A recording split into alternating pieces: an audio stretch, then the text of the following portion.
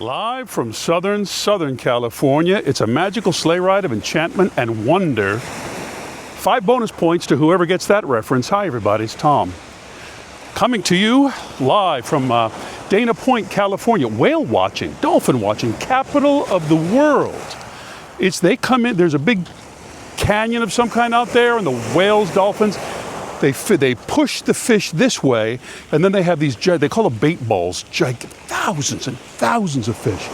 And the dolphins come in, and the whales come in. We've seen them, stampedes of gigantic pods of whales, gigantic pods of dolphins, not whales. We've seen fin whale, right whale, brightest whale, humpback whale. Some people have seen blue whales out here. We have not yet. But it's great. Last weekend was the Festival of Whales, right here in town. They have a festival of whales. It's huge crowds. I don't come down because as soon as I come down, people say, he's beached himself. Push him back out. I'm fine. I came to celebrate. Push him out. Look, scrape the barnacles off his back. I may have skin tags. I see a dermatologist. Push him back. I live right near the 7-Eleven at Avenida Pico, please. But they have a huge festival. And it was wonderful. But I came on to thank you for watching, for commenting, for everything you did around Humbly Super Famous. You know, it meant a lot to my family. I can't make a film of my entire experience of Back to the Future. It would be impossible. But I make a pastiche, a number of stories, some footage from the conventions, and let fans have a say, let my family have a say, friends have a say. And it was wonderful for them to be able to see your comments, so compassionate and kind in your comments about that experience of everybody around that. It was great. So thank you. But that is hard. That was hard, doing the monologues, writing monologues, performing monologues, convention footage, travel footage, friends, family footage, editing the whole thing. After that, I sat down for a while and think, that was very taxing to a non-technical person that doesn't know what he's doing. But that was it. After that, I thought, I'm not going to record at the conventions. I mean, I've showed you everything, right? I go to a convention. Oh, we ride around in golf carts. Oh, we have lunch just like normal people. Oh, there's a 52-year-old man dressed as Nicole Kidman in Eyes Wide Shut. You've seen everything. So I wasn't going to do it. But I'm not traveling anywhere. I've stopped doing stand-up. I've stopped going on location, playing grizzled police captains in very, very bad TV shows. So what do? I went to New Orleans for a convention. And everyone would be there, and I decided I'm not going to shoot that. I'm going to shoot other things, and if I get some artistic take on it, well, my artistic take was shot, really, because I accidentally left the camera in super, super slow-mo mode for the entire weekend.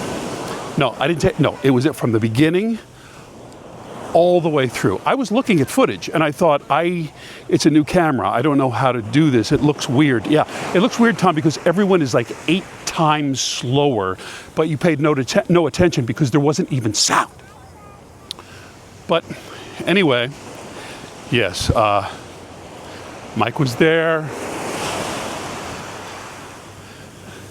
and Leah was there, Chris was there, Huey Lewis was there, huh? Yeah, the heart of rock and roll is still beating. From what I've seen, I believe it.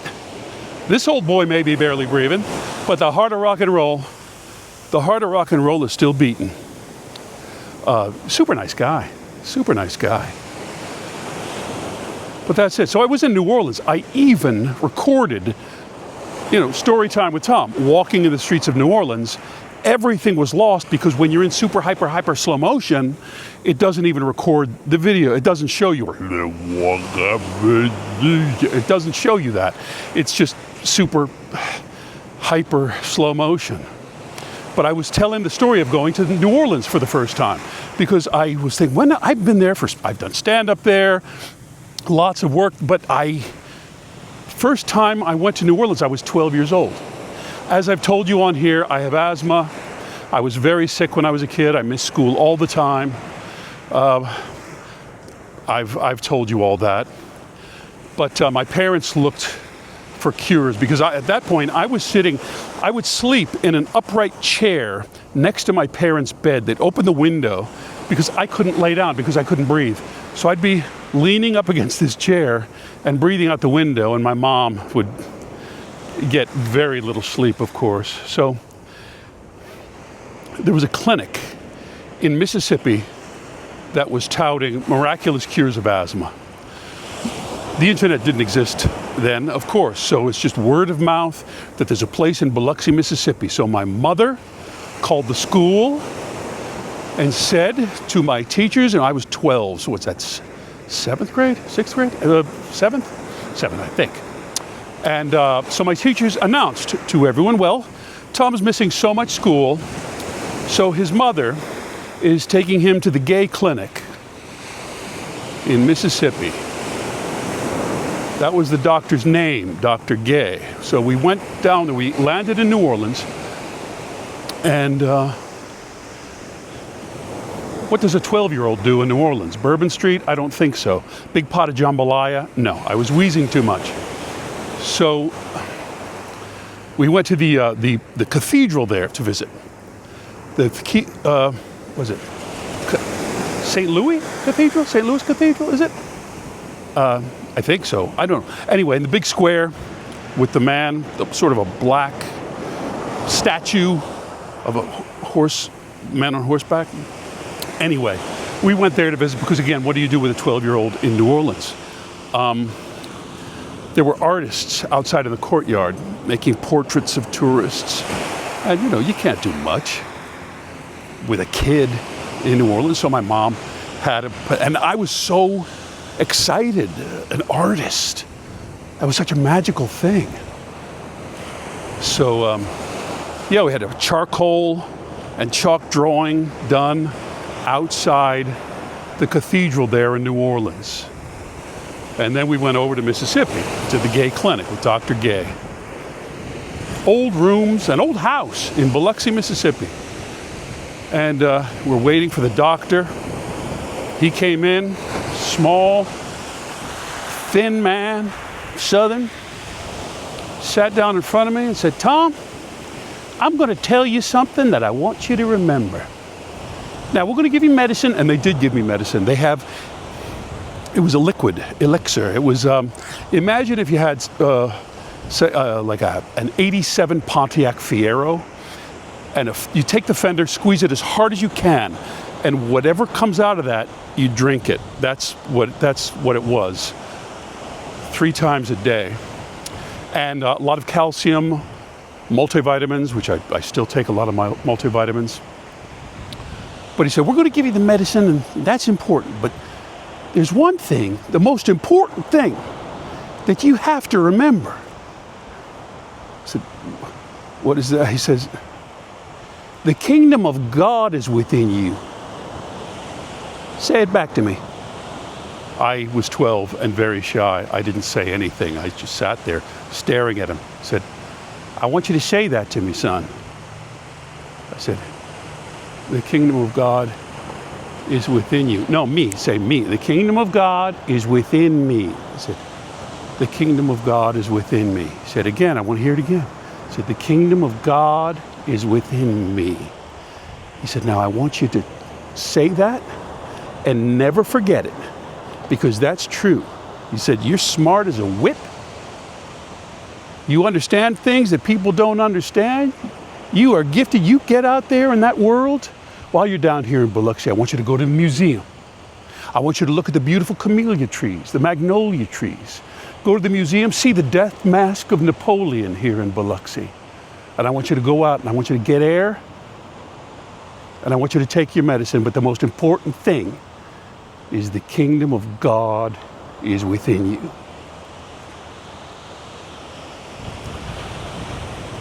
So I took my medicines, and flew home with my mom back to Philadelphia. And I have to admit,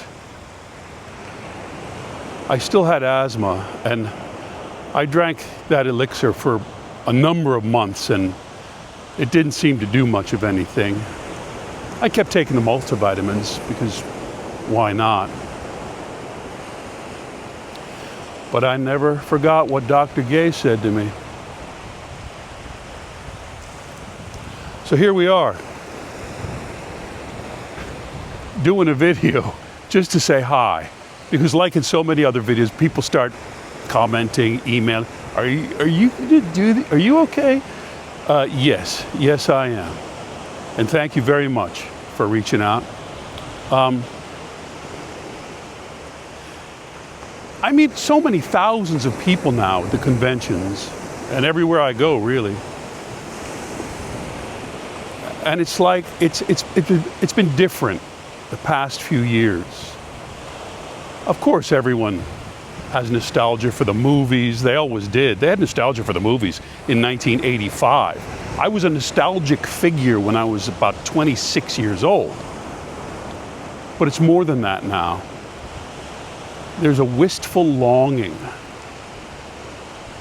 for that time. And I don't mean for the movie. Everybody loves the movie, but everybody loves that time. That time back then when it was so exciting to them. And I think everybody wants that back. And they come to a guy like me, not because I have some magical formula, but I guess in a way, I represent some time in their life, and they're nostalgic for that. And nostalgia comes from two words, the root of nostalgia, nostos, algos, homesick. Everybody's homesick. Everybody, me too. So if we could talk for a while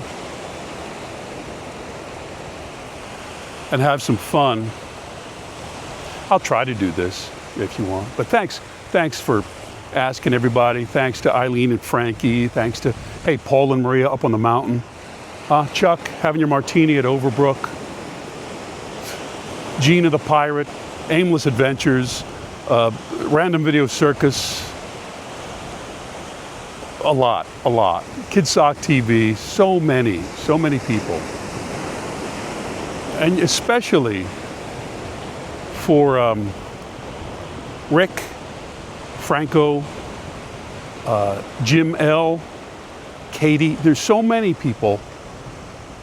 You guys are gluttons for punishment, but you email me. You say, you know, Tom, I suffer from anxiety and depression. I have a lot of hard times. And I watch your videos because it's kind of fun, hear a story. So I hope you don't stop making them. So I'll try, guys. I'll try. All right. Sun's going down. What is it? Old people, old age must burn and rave at close of day. Rage against the dying of the light. I think that's it. That's it. Dylan Thomas. Hey, I haven't memorized that one. I can't memorize everything. Look at over there. I can turn this around now.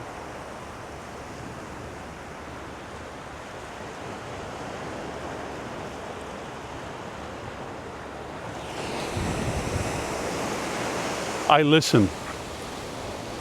And the mountain lakes hear snowflakes come on those winter wings only the owls are awake to see. Their radar gaze and furred ears alert. In that stillness, a meaning shakes, and I have thought, maybe alone on my bike, quaintly on a cold evening pedaling home. Think, the splendor of our life. its current unknown as those mountains. The scene no one sees. O citizens of our great amnesty, we might have died. We live. Marvels coast by, great veers and swoops of air so bright the lamps waver in tears. And I hear in the chain a chuckle I like to hear.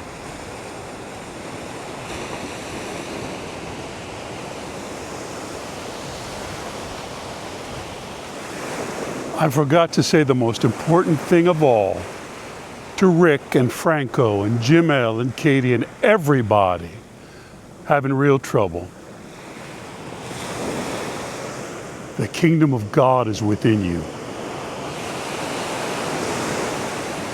Dig in there and find it.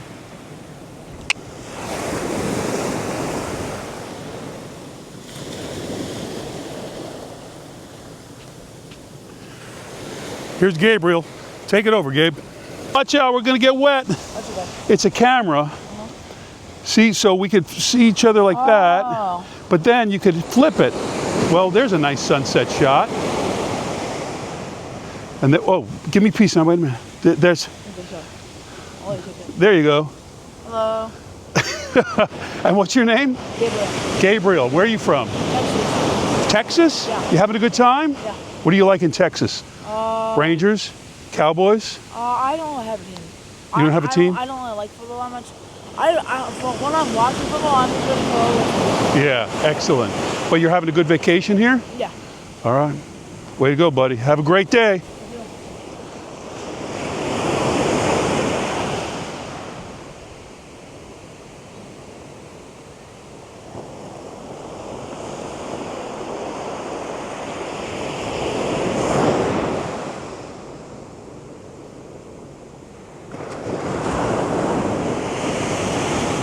Oh! Oh, shoot! My feet! Ah! Can I ever do this without getting wet feet? I don't I don't think I can. Oh, man.